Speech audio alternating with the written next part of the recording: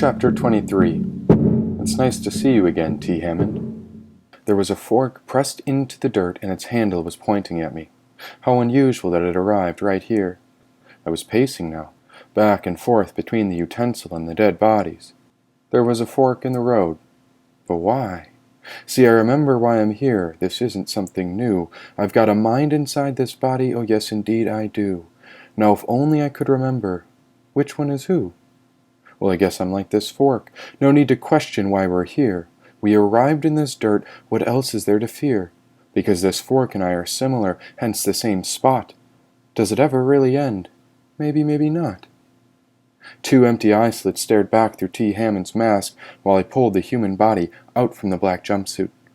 The stretchy black membrane hugged my core as I stepped inside and pulled his arms around my shoulders, and it felt as if his body was just like the fork. Without the life force energy, what else is there to do but wait around in the dirt? I checked the gloves and they fit quite nice.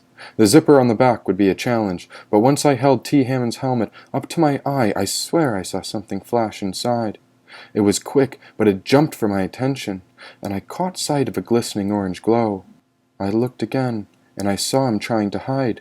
"Hey, T. Hammond," I paused. "I'm really thankful you didn't die." We were running, down the mountains, through the trees, and all I had was a fork, a pair of flint stones, a canvas wrapped around an arrowhead, and one serpent stone. Wait, that's not true. I've got fingers and thumbs. What about these legs and toes too? Orange sunlight flickered through the trees when I stopped and stood near the base of the mountains.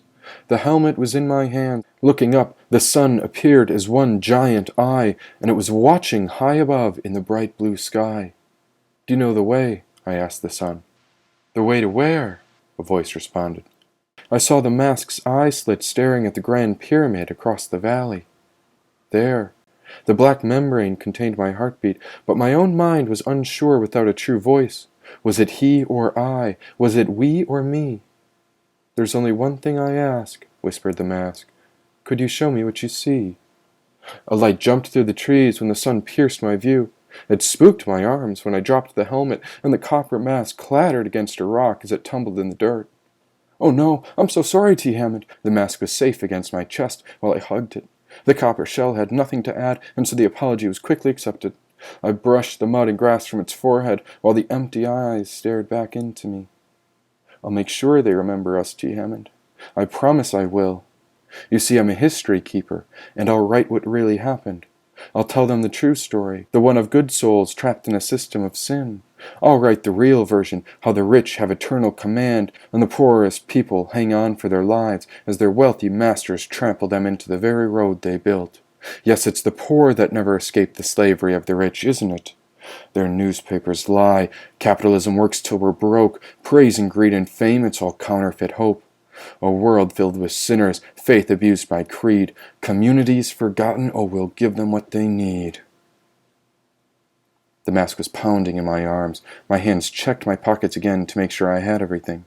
But why were there so many zippers and pouches across her hips and thighs? I was still trying to zip up my backside when the voice started to ramble on its own. "And if you cover my skin, I promise to watch our back. I'll give us an identity. I'll start a new pack. Oh, and by the way," I paused, "have you met our dearest Mahakali Jack? T. Hammond and I were mere mortals, human beings growing up to die, but there was a divine light, and it was hanging in that sky.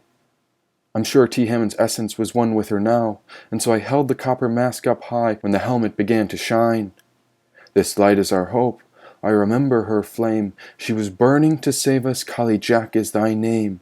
I know all their tricks. There's nothing we can't do. Lend me your face, and I promise to be you." My hand stopped petting the mask when I pulled it over my head. Only a moment ago I was afraid to step inside T. Hammond's soul, but once I felt the warmth, I wasn't sure if I'd ever take him off. I looked through his eye and watched life with one eye. Oh, the serendipity to pull another man's skin over the thing you thought you were. Give a man a mask, and he'll show you his true face. Praise be to T. Hammond. Praise be to Kali Jack. God have mercy on our souls and the entirety of our pack. The front gate was only a short walk through the forest. And isn't it funny how right when you have nothing left in life, you realize you never had much to begin with? All we ever needed was a few stones, an arrowhead, a canvas, and maybe this fork too. Oh, and what's this? There was one other item hidden in T. Hammond's side pocket. An orange pill bottle was inside one of the zippers.